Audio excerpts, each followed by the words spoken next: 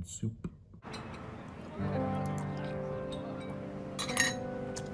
Good soup.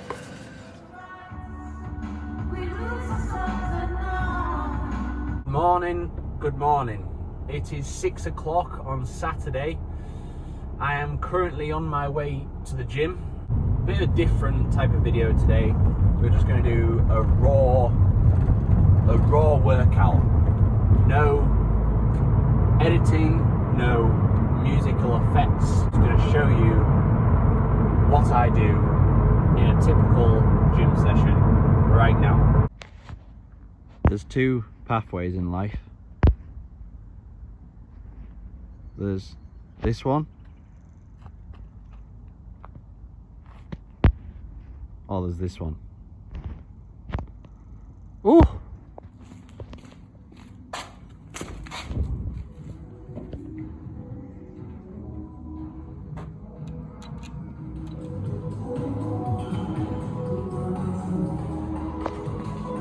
So, as we walk into the gym, we start off with some Prehab work, which is balance and coordination work on the Bosu ball. This really helps my running. And then we go into some dynamic stretches. So I do some walking lunges and walking lateral lunges just to engage all my legs. Do a little bit of back mobility, some T touches just to get my hips into order. And then I do a little bit of kind of press up sets into downward dog on the Bosu ball as well to get my arms engaged. Then we go into the first set of squats. Now this set of squats that I've recorded here is after a couple of warm-up sets. I was working at 3 sets of 8 at 100k here.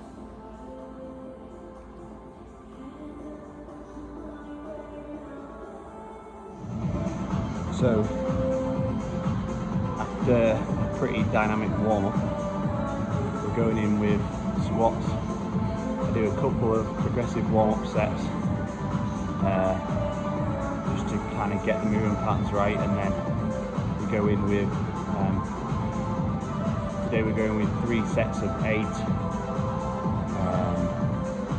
I'm quite early on in my strength phase this year, so I did a lot of running that I don't normally do in the off season. But yeah, so we're going in fairly high volume at 3 sets of 8. As we go later into the strength phase, those reps will start to come down. We'll probably go down to 2 working sets of like 5 or 6 reps to a higher RPE finishing. But yeah, for now, 3 sets of 8, 100 kilos. Feeling alright at that. Some of you may be wondering why I am using a bench to squat to, rather than just squatting past that bench, past horizontal. I've always used bench squats or box squats for my squat dynamics. I find it just works well for me, and the amount of load that I can get on the bar with a box reference to stop to at the bottom of the lift is significantly more than when I don't have it. I'm not pausing on that box, I'm not stopping on that box in any way, I'm just using it as a marker as where to stop coming down and where to start going up. With my squats, you'll see that I pair up the exercises. So with squats, I've got dumbbell incline bench. So we're going for 30s today, 3 sets of 8 on 30s. Lining up nice and slow on the eccentric phase, nice and powerful on the concentric phase. Again, we're not necessarily looking to bulk up like crazy on the upper body, so we're not going for super high volume. We're just keeping it fairly low with 8 reps or less. Then we go into some glute bridge work. So I'm going to do some single leg glute bridge work on the Smith machine today, which is a good hinge work, and crikey, it does test you, especially on the single leg. Just doing one leg at a time, that absolutely ruins your glutes, but really, really good for strength and power development in that posterior chain. Then we're also pairing that up with some single arm rows. So going for 32.5s here, I think it was. really engaging that lower lat, trying not to pivot too much through my hips, keeping quite strong and stable, and driving up through the elbow, keeping your elbow quite close to the body. Then we go on to another pulling movement. I use this T-bar row machine. I think this is a great machine to use. It really is great for that upper pull mechanics. I mean, it's very similar to a bent over row in terms of the muscles that are used, but because my legs are already pretty taxed from a lot of squatting, it just supports my chest so I can prioritize that lift. Pairing up with the row machine, I'm just going to keep it fairly small exercises now, so we're going on to calves because the fatigue's starting to kick in now, so I don't want to push it too much. Then we come to the big boy lift. We're going for a machine press now, a leg press machine. Now you'll see that I've ramped up the weight for going for 180 kilos, but I've got a band on there. So the band just assists me a little bit in the weakest part of the lift when I'm at the bottom of the contraction, and really makes me exaggerate the power and force development at the top of the contraction when I've got this kind of prior fatigue from these other lifts.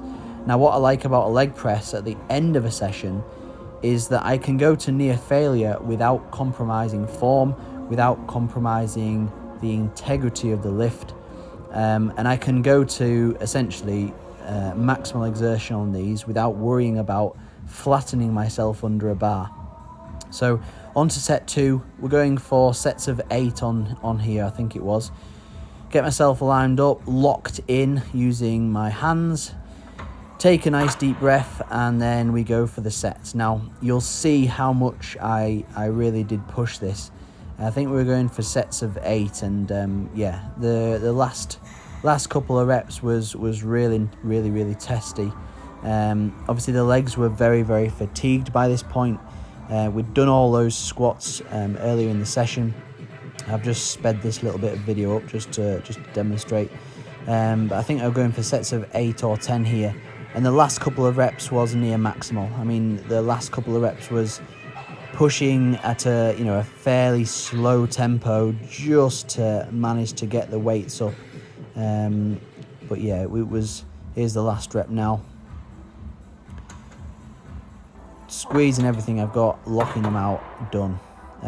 Obviously you can't get to that sort of exertion on a squat because you'd risk not being able to get back up again and causing injury, but you can on a leg press.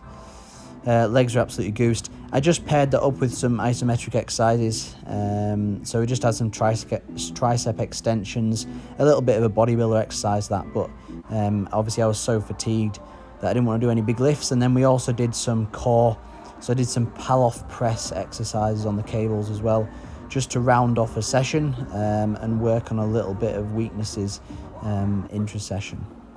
And then that was session done. We pack our bags and we get on with the day.